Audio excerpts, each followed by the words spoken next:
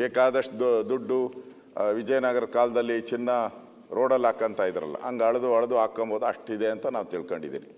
ನೀವು ಹೇಳಿ, ನೀವು 2022-23ರಲ್ಲಿ ಏನು ಬಡ್ಜೆಟ್ ಇತ್ತು ನಮ್ಮದು ಕರ್ನಾಟಕದ್ದು? ಈಗ 2025-26ರಲ್ಲಿ ಏನು ಬಡ್ಜೆಟ್ ಇದೆ? ಅವತ್ತಿಗೂ ಬಡ್ಜೆಟ್ಗೂ ಇವತ್ತಿಗೂ ಅಜಗಜಾಂತರ ವ್ಯತ್ಯಾಸ ಇದೆ. ಸುಮಾರು 50-60 ಸಾವಿರ ಕೋಟಿ ಜಾಸ್ತಿ ಆಗಿದೆ. ನಾನು ಸುಮ್ಮನೆ ಎಲ್ಲ ಅವ್ರು ಹೇಳ್ದಂಗೆ ಡೀಟೇಲಾಗಿ ಎಲ್ಲೂ ಹೋಗಲ್ಲ. ನಾನು ದಾರಿ ಒಂದೆರಡು ಎಕ್ಸಾಂಪಲ್ ಕೊಡ್ತೀನಿ. ಜಾಸ್ತಿ ಆಗಬೇಕಾಗಿತ್ತು, ಇವ್ರು ಕಡಿಮೆ ಮಾಡಿದ್ದಾರೆ ಅಂತ ಹೇಳ್ತೀನಿ. BR ಅಂಬೇಡ್ಕರ್ ನಿಗಮ ಅವ್ರಿಗೆ ನಾವಿದ್ದಾಗ ಕಡಿಮೆ ಅನ್ನೋದ ಬಡ್ಜೆಟ್ ಇದ್ದಾಗ ನಾವು 100 ಕೋಟಿ ಕೊಟ್ಟಿದ್ದೀರಿ.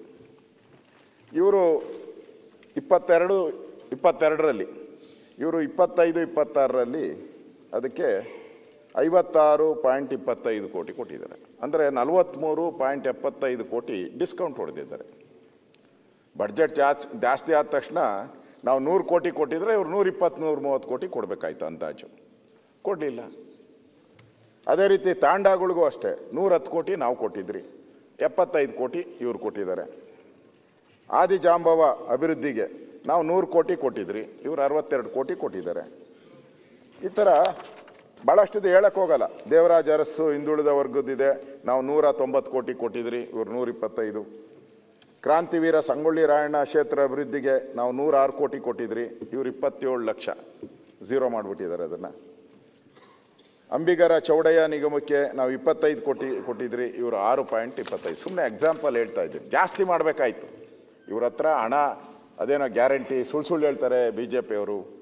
ನಾವು ಹಣನ ಇದನ್ನು ಯೂಸ್ ಮಾಡಲೇ ಇಲ್ಲ, ನಮ್ಮ ಹತ್ರ ಬೇಕಾದಷ್ಟು ದುಡ್ಡಿತ್ತು ಅಂತ ಹೇಳ್ತಾರಲ್ಲ. ಹಾಗಾದರೆ ಈ ನಿಗಮಗಳಿಗೆಲ್ಲ ಯಾಕೆ ಕಡಿಮೆ ಮಾಡಿದ್ರಿ? ಏನು ತಪ್ಪಾಗಿತ್ತು? ಈ ನಿಗಮಗಳು ಏನು ಮೋಸ ಮಾಡಿತ್ತಾ? ಏನು ಮಾಡಿತ್ತು? ಅನ್ಯಾಯ ಯಾಕೆ ಮಾಡಿದ್ರಿ? ಈ ನಿಗಮ ಇದೆಲ್ಲ ಬಡವ್ರದ್ದು, ಕೂಲಿ ಮಾಡೋ ಜನ, ಅವ್ರದ್ದು ಯಾಕೆ ನೀವು ಮಾಡಿದ್ರಿ? ನನ್ನ ಪ್ರಶ್ನೆ, ನಿಮ್ಮ ಇದಕ್ಕೆ ನನ್ನ ಪ್ರಶ್ನೆ.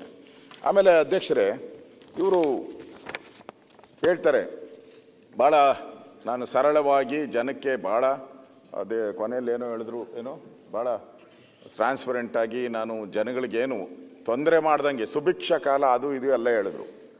ನೀವು ಬಂದ ಮೇಲೆ ಸನ್ಮಾನ್ಯ ಮುಖ್ಯಮಂತ್ರಿಗಳೇ 25 ತೆರಿಗೆಗಳನ್ನು ಹಾಕಿದ್ದಾರೆ ರಾಜ್ಯದ ಮೇಲೆ. ಕರ್ನಾಟಕದ ಅಲ್ಲ, ಅವ್ರಿಗೆ ಇರಲಿಲ್ಲಲ್ಲ, ಅವ್ರು ಹೇಳಿದ್ರಲ್ಲ, ಕರ್ನಾಟಕದ ಇತಿಹಾಸದಲ್ಲಿ ಇಷ್ಟೊಂದು ತೆರಿಗೆಗಳು ಹಾಕಿದ್ದು ಯಾವುದೂ ಇಲ್ಲ. ನನ್ನ ಅಂದಾಜು, ನನಗೆ ಗೊತ್ತಿಲ್ಲ, ಸುಮಾರು 56,000 ಕೋಟಿ ತೆರಿಗೆ ಹಾಕಿದ್ದೀರ ಅಂತ ನನಗನ್ಸುತ್ತೆ ಅಂದಾಜು. ಆ ಕಡೆ ಈ ಕಡೆ 56,000 ಯಾರೂ ಹಾಕಿಲ್ಲ. ಇಷ್ಟು ತೆರಿಗೆನ ಹಾಕದಂಥ ಯಾರಾದರೂ ಮುಖ್ಯಮಂತ್ರಿ ಇದ್ದರೆ ಅದು ಸಿದ್ದರಾಮಯ್ಯನವರು.